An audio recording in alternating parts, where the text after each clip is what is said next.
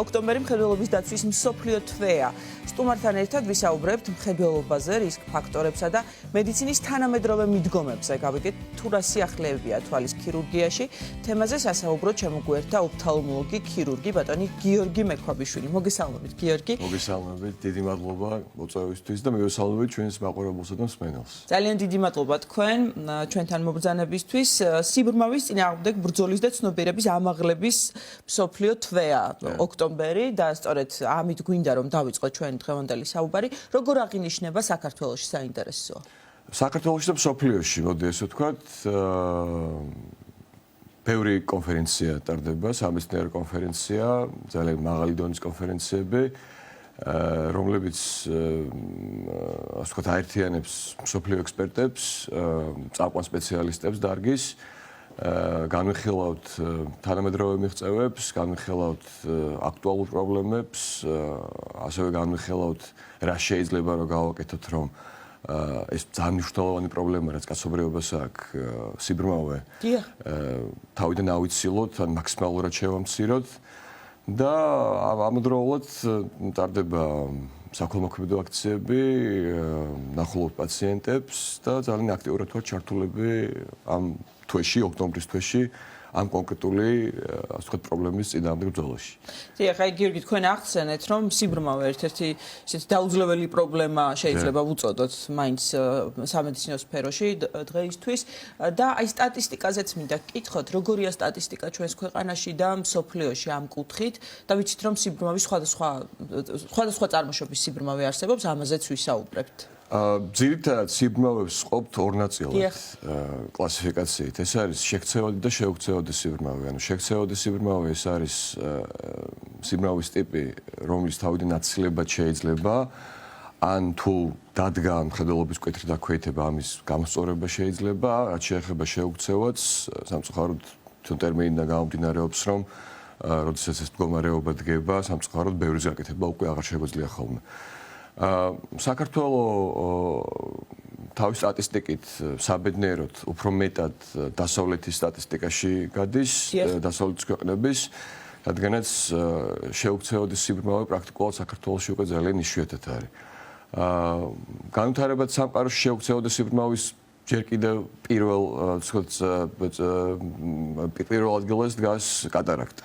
ეს არის ძალიან ხშირი დაავადება, როგორც წესი უფრო ხშირად ეს არის ასაკობრივი დაავადება და მიუხედავად იმისა, რომ კატარაქტის ქირურგია ძალიან განვითარდა და ძალიან კარგ შედეგებს გვაძლევს, განვითარებად სამყაროში ჯერ კიდევ კატარაქტა წარმოადგენს შეუქცევადი სიბრმავის მთავარ მიზეზს. ესეთ სიბრმავეზე და მხედველობის მკვეთრ დაქვეითებაზე რომ ვლაპარაკობთ, ძალიან მნიშვნელოვანია ვისაუბროთ ასაკობრივ ჯგუფზე. იმიტომ რომ ყველა ასაკობრივ ჯგუფს აქვს თავისი სპეციფიკა. დაწყებული ბავშვთა ასაკიდან დამთავრებული ღრმა მოხუცებულობის ასაკამდე. კატარაქტა უკვე ღრმა, უფრო მეტად ასაკოვან ადამიანებს. უფრო მეტად ასაკოვანი, თუმცა ვნახულობთ თანდაყოლო კატარაქტას, როდესაც ბავშვი იბადება კატარაქტით და აუცილებელია, რაც შეიძლება ადრეულ ეტაპზე ამის მკურნალობა და კატარაქტის მკურნალობა, როგორც თანდაყოლილი, ისე მოხუცებულობითი, არის მხოლოდ ქირურგიული. არსებობს ტრავმული ტიპი კატარაქტის, არსებობს მეტაბოლური კატარაქტები, მრავალი ტიპი არსებობს კატარაქტის. თუმცა ერთი რაც ამ ყველაფერს აერთიანებს არის, რომ არის მხოლოდ ოპერაციული მდგომარეობა და ამას შველის ოპერაცია. ბავშვებში რომ ვისაუბროთ, ყველაზე ხშირი მიზეზი მხედველობის მკვეთრი დაქვეითების ეს არის რეფრაქციული ანომალიები, ხო? უფრო გასაგებად რომ ვთქვათ, პლუსი მინუსი ასტიგმატიზმი. ეს არის სიელმე. კიდევ უფრო ახალშობილებში თუ ჩავალთ, ეს არის ღენაკლთა რეტინოპათია. მერე მოდის უკვე თინეიჯერების და ახალგაზრდების ჯგუფი, სადაც ვნახულობთ ბევრი ისეთ და საქართველოში მით უმეტეს, რომელიც არის კერატოკონუსი. ეს რაც ნიშნავს, რომ გავმარტოთ. ძალიან საინტერესო და სამწუხარო საქართველოში ძალიან გავრცელებული დაავადებაა. ჩვენ გვაქვს ესეთი ძალიან საინტერესო სტრუქტურა თვალში, რქოვანა, ძალიან დელიკატური და ესეთი ფაქიზი ქსოვილი. და კერატოკონუსი გულისხმობს იმას, რომ როცა უნდა იყოს რქოვანა ძალიან ცივი ერთგვაროვანი, კონუსი თვითონ აქედან გამომდინარეობს, იღებს კონუსის ფორმას, ეს არის ქრონიკული პროგრესირებადი დაავადება, რქოვანა მოდის წინ, ასე ვთქვათ, იცვლის მის სტრუქტურას, ჰისტოლოგიას. რქოვანის მიერი სიბრმავე ეს ტერმინი ამ დაავადებას მიემართება? დიახ, თუმცა რადგანაც საუბრობ ჩვენ განვითარებულ სამყაროზე, რქოვანის მიერი სიბრმავეში კერატოკონუსი ერთ-ერთი მოწინავეა, თუმცა უფრო მეტად მოწინავე არის ჰერპესული დაავადება, ჰერპესის ძალიან ყველას გაუგია, ალბათ, იმიტომ რომ ძალიან ხშირი დაავადება, რომელმაც თვალის ძალიან მწვავე დაავადება შეიძლება გამოიწვიოს და მათ შორის თვალის ჰერპესული დაავადება, მაგალითად ამერიკის შეერთებულ შტატებში რქოვანის მიერი სიბრმავის პირველ ადგილზე დგას. თუმცა ჩვენთან მაინც ჩვენი გეოგრაფიული და გენეტიკური, ასე ვთქვათ, მდგომარეობიდან გამომდინარე, უფრო მეტად ხვდებით კერატოკონუსს. დიახ, აი შეუქცევადი სიბრმავის მიზეზები, აი რა შეიძლება იყოს გამომწვევი, ვთქვათ, იგივე თქვენ ახსენეთ, რომ შეიძლება ბავშვი დაიბადოს თანდაყოლილი კატარაქტით, ან სხვა პრობლემით, ან სრული, ესე იგი, სიბრმავით. აი რა იწვევს ამას, რა ფაქტორები განაპირობებს, თუ არის ეს გამოკვლეული? არის გამოკვლეული, ძალიან კარგად არის შესწავლილი. ბავშვებზე თუ ვისაუბრებთ, ერთ-ერთი ძალიან მნიშვნელოვანი არის მუცლად ყოფნის პერიოდში დედის მიერ გადატანილი ინფექციები, სხვადასხვა ტიპის ინფექცია, ტორჩ ინფექციები არის ესეთი სპექტრი ინფექციების, რომელიც იწვევს მულტი, ასე ვთქვათ, სისტემურ, ანუ არა მარტო თვალს, არამედ სხვა ორგანოების დაზიანებასაც და ნუ როგორც წესი ბავშვი ეს მხოლოდ იზოლირებულად თვალის დაავადებით, მაგალითად კატარაქტით არ ჩნდება ხოლმე. წითურას ვირუსი ერთ-ერთი ყველაზე ცნობილი ვირუსი არის, თანდაყოლილი წითურას ვირუსი ხდება ხოლმე საკმაოდ მრავალი დაავადების ან როდესაც დედას ორსულობისას შეხვდება წითურა? დიახ, დედის დიაბეტი ორსულობის დროს ალკოჰოლის მოხმარება, ინტოქსიკაცია ზოგადად, რამაც შეიძლება ნაყოფზე დეტოქსიური და უარყოფითი გავლენა მოახდინოს. დიახ. შეუქცევადი სიბრმავე მაინც მოდი ყველაზე მნიშვნელოვანი რაც არის, ერთ-ერთი ყველაზე მნიშვნელოვანი დღესდღეობით მიუხედავად იმისა, რომ ეს დარგი ძალიან სწრაფად ვითარდება და დიდი მიღწევები გვაქვს, არის გლაუკომა. გლაუკომა ეს არის სპეციფიურად თვალის დაავადება, ეს მხოლოდ თვალის დაავადება, რომელიც იწვევს მხედველობის ნერვის, მეორე კრანიალური ნერვი ორგანიზმში, მხედველობის ნერვის ქრონიკულ პროგრესირებად და შეუქცევად დაზიანებას. ზოგადად გლაუკომის დიაგნოსტირება და მკურნალობა კიდევ ერთხელ გავიმეორებ ძალიან წინ წავიდა. თუმცა ერთი სამწუხარო რეალობა ის არის, რომ ამ დაავადებას განსაკუთრებული სიმპტომები არ ახასიათებს. შესაბამისად, სანამ ადრე ვერ ხვდება პაციენტი, ხო? დიახ, და მედიცინაში მოგეხსენებათ, რაც უფრო მალე მიხვალ ექიმთან და ესე იგი შემდეგ პროგნოზი უფრო კეთილსაიმედოა. დიახ, და გლაუკომა აი ამ კუთხით ძალიან ძვირაგი დაავადებაა, ამიტომ რომ პრაქტიკულად პაციენტები უსიმპტომოები არიან, როცა რაღაც სიმპტომები შეამჩნევენ ხოლმე უკვე საკმაოდ დაზიანებულია მხედველობის ნერვი და შეუქცევად იმიტომ ვლაპარაკობთ, რომ თუ მხედველობის ნერვი დაზიანდა, სამწუხაროდ არსად მსოფლიოში ამის აღდგენა არ ხდება. შემდეგ ჩვენი მკურნალობა არის ხოლმე მართული იმისკენ, რომ მაქსიმალურად შევინარჩუნოთ ის, რაც ადამიანს აქვს, ანუ სტრუქტურულად გაუფრთხილდეთ, რაც უკვე ჯანსაღი ქსოვილი არის, რაც დაკარგულია, იმის ვეღარ ვაბრუნებ და შესაბამისად ადამიანის მხედველობის ნერვი თუ დაზიანდა, ის ვერ აღდგება, არსად არ ხდება მსოფლიოში ეს. სამწუხაროდ დღესდღეობით ესეა. ეს პრობლემა რჩება პრობლემად, ხომ? ანუ სიბრმავე და სრულად დაკარგული მხედველობა არ ექვემდებარება აღდგენას და ამ კუთხით სიახლე მსოფლიოში არ არის, ხო? მიუხედავად აი ესეთი პროგრესისა და ამდენი სიახლისა მედიცინაში. მოდი ესე ვთქვათ, არსებობს რაღაც თვალი მიუხედავად იმისა, რომ არის პატარა ორგანო, არის ძალიან საინტერესო, ძალიან კომპლექსური და ესეთი მრავალფეროვანი აგებულების და ფუნქციის მქონე ორგანო. ზოგადად საზოგადოებაში თვალი ცოტა ისე აღიქმება, რომ პატარაა და თუმცა მიუხედავად ამ პატარა მასშტაბისა, უამრავი დაავადება არის.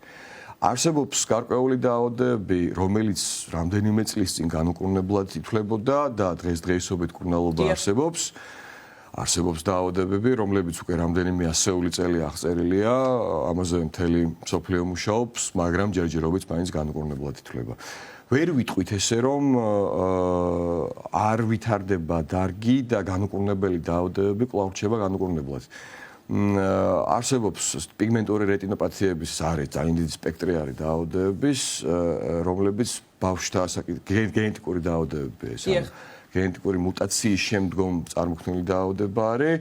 რომელიც 20 წლის წინ ითვლებოდა რომ ტოტალურად სრულიად განუკურნებელი იყო, თუმცა დღეს არის მიღწევები, მაგალითად არის ვირუსული ვექტორით მკურნალობა, გენმოდიფიცირებული ვირუსია, რომელსაც თვალში და იმ უჯრედებში შეაქის გენი, რომელიც არის მუტირებული. და წარმოუდგენელი შედეგი.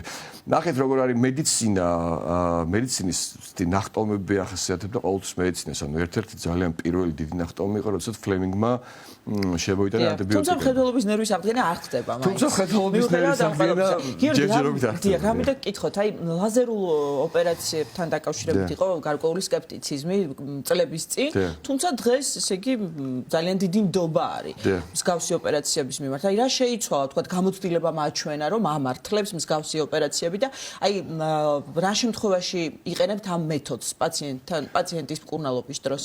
მოდი ესე ვთქვათ, ლაზერული, ეხლა ჩვენ ვსაუბრობთ ექსიმერ და ფემტოლაზერულ კორექციაზე. მხედველობის კორექცია ლაზერით, მხედველობის კორექცია ლაზერით. დიახ, ნუ სხვადასხვა ტიპები არსებობს, მაგრამ ერთი ფუნდამენტი ისაა, რომ ყველა მხედველობის კორექციის ლაზერულს თუ საუბრობთ, ნუ ლაზერი არის თავარი მოქმედი. ძალიან იხვეწება ტექნოლოგია. ყოველწლიურად ლაზერული ტექნოლოგია უფრო და უფრო წინ მიიწევს. და ხდება ესე, რომ ქირურგია, ანუ ადამიანის ფაქტორი მაქსიმალურად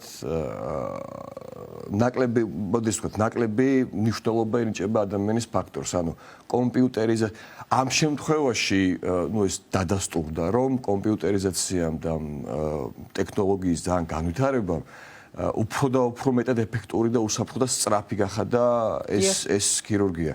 შესაბამისად, ნუ ეს მეთოდი უკვე დიდი ხანია, რაც დაინერგა და დიდი ხანია, რაც საქართველოში კეთდება. თუმცა ამ ტექნოლოგიის განვითარებამ უფრო და უფრო უსაფრთხო და ესეთი მისაღები გახადა ადამიანებისთვის და კიდევ ყველა ასაკში კეთდება, ესეც მინდა და მეკითხა.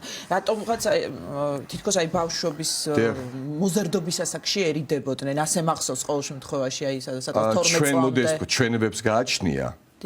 როდესაც ახლომხედველობაზე ვსაუბრობთ, ნუ ყველაზე ხშირად მაინც ახლომხედველობის გამო, მინუსის გამო კეთდება ეს ოპერაცია. რამდენიმე კრიტერიუმი არსებობს, რაც უნდა აკმაყოფილებდეს პაციენტი. ერთ-ერთი უმნიშვნელოვანესი არის, რომ ადამიანის ახლომხედველობა არ უნდა პროგრესირებდეს. იმიტომ რომ ახლომხედველობას თავის ბუნებიდან გამომდინარე ახასიათებს პროგრესირება. და მოდი ეს ვთქვათ, ოპტიმალური პერიოდი ლაზერული კორექციისთვის ახლომხედველობისთვის არის დაახლოებით 21 წელი. თუმცა მანამდეც ვაკეთებთ. მანამდე ვაკეთებთ რა შემთხვევაში, თუ დოკუმენტირებულად გვაქვს დასტური იმისა, რომ პაციენტის ახლომხედველობა არ პროგრესირებს. იმიტომ რომ ამ ლაზერს აქვს იმ კონკრეტულ მომენტში მხედველობის გასწორების უნარი. თუმცა არ აქვს დაავადების, ანუ ახლომხედველობის პროგრესირების გაჩერების უნარი. შესაბამისად, ახლომხედველებში ეს არის დაახლოებით 21 წელი, როდესაც თითქმის უმრავლესობა ადამიანების აღარ პროგრესირებენ. პლუსების შემთხვევაში ასაკი გაცილებით უფრო დაბალია და სხვათა შორის ჩვენს კლინიკაში გაკეთდა პირველად პედიატრიული ლაზერი და 12 წელი, საშუალო 12 წლის ასაკში შეიძლება ამ ყოველთვის გაკეთება. როგორც ესეთი შეზღუდვა ასაკობრივი არ აქვს. ასტიგმატიზმის შემთხვევაში თუ მუშაობს და ეგრეთ წოდებული ზარმაცი თვალის შემთხვევაში. ასტიგმატიზმის შემთხვევაში მუშაობს, ზარმაცი თვალი თავისი ბუნებით ცოტა უფრო კომპლექსური მდგომარეობაა, თუმცა შეგვიძლია ვთქვათ, რომ როდესაც არ ველით ხოლმე რაიმე ოპერაციის შემდგომ ზარმაცი თვალის გაუმჯობესება, საკმაოდ ხშირ შემთხვევაში რეფრაქციული ოპერაციის შემდგომ პაციენტები გაცილებით უფრო მეტ გაუმჯობესებას ღებულობენ, ვიდრე მაგალითად ოპერაციამდე სათვალთან კონტაქტური ლინზით ღებულობდნენ. შესაბამისად, ზარმაცი თვალი როგორც ასეთი წინააღმდეგ ჩვენება ლაზერული კორექციის არ არის, მეტსაც ვიტყვი, ხშირ შემთხვევაში გაცილებით უფრო მეტი სარგებლის მომტანია პაციენტისთვის, ვიდრე ჩვენ და პაციენტები ველოდებით ხოლმე. დიახ. და გიორგი, აი დასასრულისკენ მივდივართ და ვისაუბროთ იმაზე, თუ როგორ გამოფრთხილდეთ ჩვენს თვალის ჩინს და როგორ მოუაროთ თვალებს, მხედველობას, როდესაც ვართ აი პლანშეტების და ელექტრონული მოწყობილობების ეპოქაში, მით უმეტეს ბავშვების შემთხვევაში არის ძალიან რთული თვალების გაფრთხილება. აბსოლუტურად მართლს ვზანებთ, ეგრე არის, მით უმეტეს სტატისტიკას თავიდან შევეხეთ, მაგრამ ეხლა შევეხოთ. სტატისტიკა არც თუ ისე კეთილსაიმედოა, იმიტომ რომ 2050 წლისთვის მსოფლიო მოსახლეობის ნახევარზე უფრო მეტი იქნება ახლომხედველი. ახლომხედველობის ეს ბუმი, ეს პანდემია განაპირობა digitalization, ანუ გაციფრულებამ, დიახ, ელექტრო მოწყობილობებზე გადასვლა.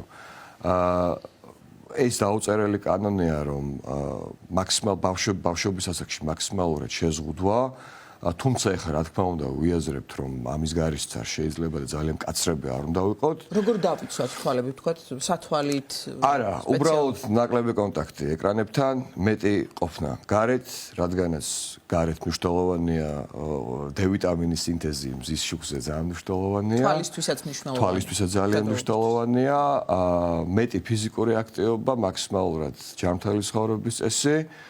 და არის გარკვეული ეტაპები ცხოვრებაში, როცა სასკრინინგო კვლევები პაციენტებმა უნდა ჩაიტარონ. იმიტომ რომ არის გარკვეული დაავადებები, რომელიც არ ჩანს. რომელიც არ ჩანს, რომელიც სიმპტომებით არ გვაწუხებს და არ ავლენს თავის თავიდან აცილებადია და თუ დროულად აღმოაჩენ, პაციენტების პროგნოზი ძალიან კეთილსაიმედოა. ძალიან დიდი მადლობა, გისურვებთ წარმატებას და ჯანმრთელობას უსურვებთ ასევე ჩვენს მაყურებელს. ოფთალმოლოგი, ქირურგი გიორგი მექვაბიშვილი საუბრობდა სტუდიაში.